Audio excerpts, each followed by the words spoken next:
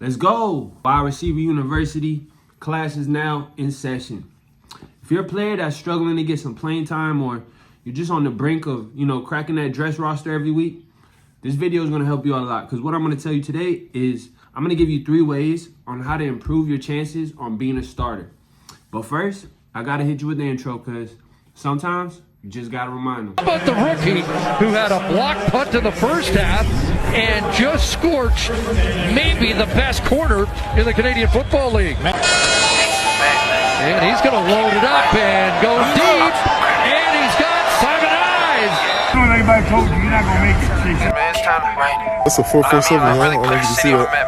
Positionner le ballon. Là, il seul Simon Eyes pouvait capter cette passe. I know they love me like Raymond. I put the shoe to the pavement. I never change on the bitch. Tell it bring me my payment. Damn, BC baby, yeah. Tell them get lost, now they watch in amazement. Stabbed in the back, I've been looking for Jason. So let's get right into it. I'm going to give you 3 ways on how to improve your chances on being a starter, okay? The first one is going to be your physicals, okay? Your physicals. So it's what your body type looks like when you're at whatever level you're at. And this goes for every level, okay? Are you a strong athlete that's fast, that's developed, that you filled into your body frame? Or on the flip side of that, are you haven't really filled into your body frame? You're not very familiar with the weight room. You're still kind of skinny, and you're trying to figure it out. You're trying to put on weight. You're still in the 160 to 170, 180 range. Not really a lot of weight on you. This is going to come back to the weight room, all right? And what coaches are looking for when they're looking for starters are who is going to be able to last throughout the game. You know what I mean? If you're a small individual or a smaller player, it's going to be tough for you to be out there every single snap, because obviously there's going to be a risk of you getting injured. Or if you're a skinny receiver, and you're not the best at blocking because you're not strong enough, it's going to be very tough for you to be a starter, because you're not going to be able to contribute to all of the reps that happen. We have to remember, it's not all about the passing plays, right? Being a receiver and being an athlete, you might have to come down and tackle on defense as opposed to just covering. As a receiver, you're going to have to block. If you're not physically developed yet, it's going to be very tough for a coach to put you in a starting position, You're going to be out there all game long, and are you going to be able to contribute to helping the team win based off your physical stature? And it sounds crazy, but this is very, very accurate. For example, if you go and look at the ranking system in America, for example, all the 5-star athletes that are ranked 5 stars are usually the biggest guys. You know what I mean? They're usually the oversized, developed, strong, fast. They look ready. You know what I mean? They look ready for the university level. They're able to go in right away and start. So if you haven't got comfortable in the weight room and, haven't really filled out your body type and don't kind of look the part, I know it sounds crazy, but really look the part.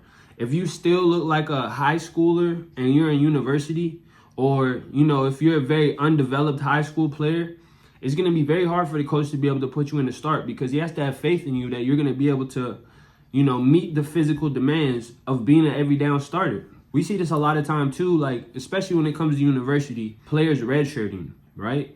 9 times out of 10, it's because that you're not developed enough to be in the game yet, meaning there's still some physical work for you to be done. A lot of the times it's physical. Sometimes it's mental. Sometimes it's the playbook. Sometimes it's, immaturity. But most of the time, it's for physicals. If you're in high school and you're trying to get a scholarship to play university football, you could already prepare for that ahead of time, by already having your schedules and your routines down when you're in high school. Being comfortable going to the gym, being comfortable focusing on your meal plan so you're able to put on weight and be more developed. Being up to date on your speed and being consistent in your speed training so that you're the fastest that you possibly can be. These little things right here are going to help prevent those redshirt situations that we see that's so common.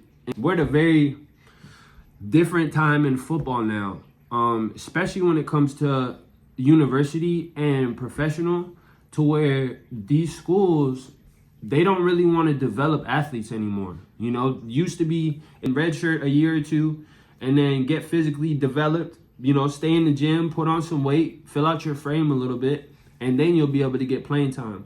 But if you already know where you're trying to go and you can avoid this problem before it even comes, this is going to help you out a lot. Trust me, this is going to be one of the biggest things. If you're not physically capable of playing at that level, it's going to be very hard, once again, for that coach to put you in there. Now moving forward, okay? I've said this in a video before, but I'm going to say it again, okay? If you're not a starter, this thing right here will for sure help you get on the dress list, but it'll also help you boost your chances of being a starter on offense or defense. Special teams, all right? Special teams. The sooner you realize that special teams can be used for you to see playing time, the better off you're going to be. Because from college and up, every team that you go to for the first year or two, your playing time is going to be dependent on how well you perform on special teams. Very rarely is a young guy, 17, 18 years old, going to university and starting at wide receiver or DB or whatever the case right away. Normally their pathway starts from special teams. And after they prove themselves on special teams, then they're able to get that trust from the coaches and their teammates to then place you in a starting position. I'm telling you, trust me, I know it sucks, and I know a lot of people don't like special teams, but this is your golden ticket right here. All right? This is your golden ticket right here. For example, if you're a speedy receiver or a speedy DB and you're a fast guy and quick guy, be a returner. You know, start getting those reps as early as possible. Punt return, kick return, things like that. If you're a bigger athlete, you know, you're probably going to be blocking on like return teams or something like that. Find a place that works for you, that you're comfortable playing and that you're actually able to perform.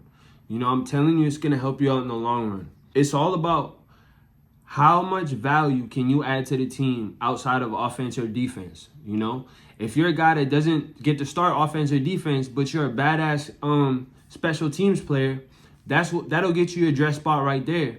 So it's just going to improve your chances of being on the field and gaining those coaches' trust. One thing that we always say is like, make it tough on the coach. You know, make it tough on the coach. Make him play you.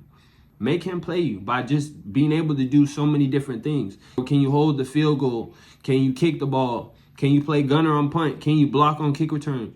All these types of things are going to raise your stock and give you more opportunities to see the playing field. When you get to university or professional, 99% of the time, your career is going to start on special teams. So the earlier that you realize this, the better it's going to be for you, because the more comfortable you're going to be, so that when you get into these situations down the road, like university or professional, you're not so shocked at the fact that special teams is going to get you the job. Special teams is going to dress you and put you on the dress list. You know, that's just what it is. Not everybody's going to get the start.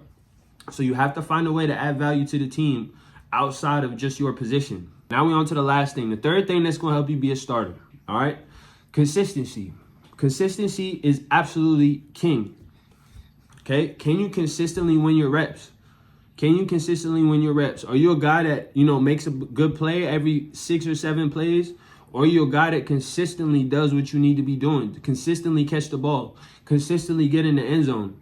Being consistent is the #1 way to get you that starting spot. There's so much competition amongst teams that they're looking for the most consistent guy at that position. Who can we trust the most when the game's on the line that he's going to be able to perform at his position? So if you hold yourself to a high standard, which you should, which everybody here should, everybody should hold themselves to a higher standard than anybody else could. Coaches, trainers, anything like that. You should hold yourself to the highest standard and focus every single rep, 1 rep at a time, and find a way to be consistent and focused every single rep. If you're a guy that never drops the football, chances are you're probably going to be in the game, because, you know, everybody knows how valuable that is. Think about it like this. If you were a coach, right? Put yourself in a coach's shoes. If you were a coach, would you rather start a player that is going to win 4 out of 10 reps or somebody that's going to win 10 out of 10 reps? Pretty self-explanatory. So be that guy that wins 10 out of 10 reps or 9 out of 10 reps. Find a way, okay? Find a way. This is also going to come from development as well. All right? It's going to come from development, because obviously you're going to need the skills to win every single rep. But just mentally, you have to be thinking every single rep. You have to be consistent. No drop balls, no missed assignments. So these 3 things, physicals, special teams, and consistency, If you can do all three of these things, you could be physically ready. You could know how to play special teams, and you're a consistent player. I guarantee you the chances of you playing or starting is going to be much higher than if not.